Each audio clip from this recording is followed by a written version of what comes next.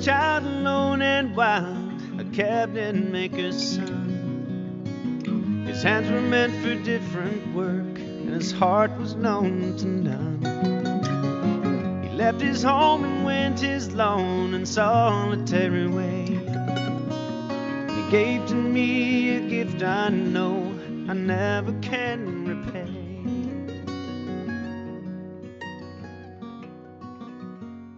We're back with Men Matter and Dr. Kevin Maguire. Dr. Maguire, how have you been? I'm well, and you're doing very well from what I see. My little hiatus has come back to this expansive, unbelievably wide-ranging site. What a job. Thank you. And everyone that was here when you went on vacation is still here. We're so happy to have you back. So tell us, what's going to happen on your schedule? Well, a lot of things. Took some time to handle some issues and do a little research. And for me personally, and also because it's coming up, a lot of the talk and attention being paid to parental alienation, the DSM, that's the psychiatric Bible, coming up for review, coming up for inclusion of certain categories, and some things will be added and deleted. Parental alienation is one of them. It's a very hot topic. It crosses law, it crosses mental health. There's a lot there that is a sub-issue for it, and a lot of fallout, so to speak, will be coming from that. And I've done a lot on that, and I've actually talked to some folks internationally, and they're sort of involved, although not directly here in the States, but their involvement is also the same. Families, children, fathers, wives. It's really become a hot button, and I think there's going to be a lot more attention paid to it, particularly in light of mental health issues coming to the fore with the recent massacre in Colorado, which also is something that I think I'm going to want to address. I've got a couple of people that I've already talked to about the issue of violence in our society. Oh, yes. In general. I think it would be great also to have you talk again with Officer Jeff Watson from the Titusville, Florida Police Department. He's focused all of his academic studies on mental health. And trauma and stress and crisis. And I know he's done a lot of work and he's been involved with that for a long time, particularly with his own department. We sometimes forget that there are responders, people who show up, the police, the fire, the medical personnel. That's a traumatic event in some ways for them, although folks are trained for it. You're still sometimes not overwhelmed, but hit by this. It does have an effect. The next thing I wanted to ask you about were health issues, new health issues. Tell us about that. New health issues. A lot of stuff has come out. There's certainly some exciting developments in medication. We keep hearing more about that, new products coming online. Also, I've had some patients and involvement with health issues from other folks and even within my own family.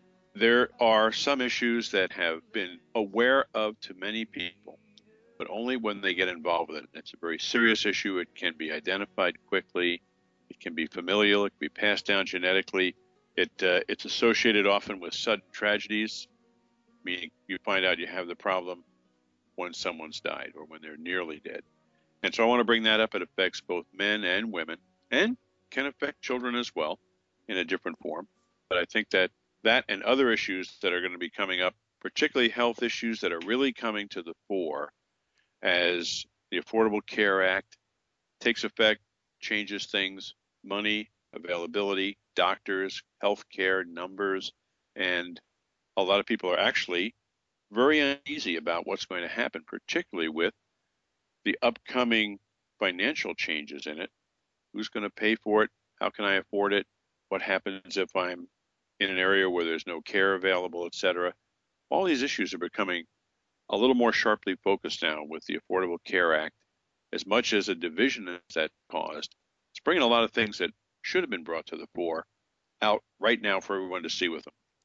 It's going to have to be dealt with one way or the other, and I think if it's done nothing else, it's brought a lot of these long-standing issues right to the front where people have to sit, particularly Congress, sit and talk about what it is we're going to do about this as a country. Are you going to be doing some work on gun violence and mental health and safety issues? I very much want to. Here in Alaska, and we hunt and fish and use firearms and do those things, and there's a tradition of it here as well as it is in the country. But I think this has gotten both confusing and divisive for people. Yes. And there's a lot here. I'm in the camp where mental health has to be the primary issue here. We're so happy to have you back. We've missed you. We'll say good night. We used to call this Just Men Matter, but now it's really, tell us. Well, it's Men Matter. We started with health and in a family setting regarding alienation. And as with all things, it has expanded into a societal circumstance where men, families, health, relationships, children, and the effect of all of this, particularly on our children, very much comes to a necessity point where we are now. That is, let's talk about everything. There's a lot of interrelatedness, and the bigger picture is something we want to explore, particularly from a perspective of men, but including everything else. It feels great to be back on Men Matter. A lot of shows coming up, a lot of folks we want to have on, a lot of issues to address. We'll be having call-ins. Certainly that's going to be a big part. And while I'm on the air, I want to say I love you, Elizabeth, Catherine, and Kyle. And good night to all. We'll talk and you'll hear us soon. What a lovely way to close out this show. Thank you, Dr. Maguire. Ruthie, take care always, and we'll speak again very soon. His gentle means of sculpting souls took me years to understand. The leader of the band is tired and his eyes are growing old, but his blood runs through my instrument and the song is in my soul. My life has been a poor attempt to imitate the man. I'm just a living legacy to the leader of the band.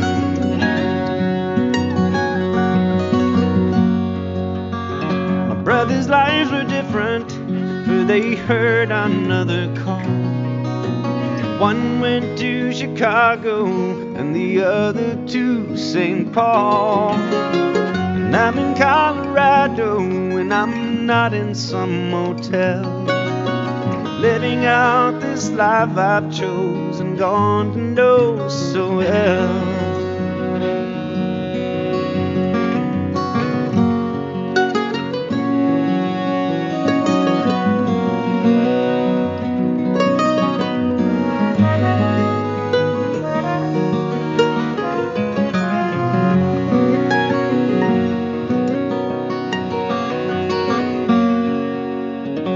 Thank you for the music and just stories of the road. Thank you for the freedom when it came my time to go. Thank you for your kindness and the times when you got tough. And Papa, I don't think I've said I love you near enough. The leader of the band is tired and his eyes are growing old. His blood runs through my instrument and the song is in my soul. My life has been a poor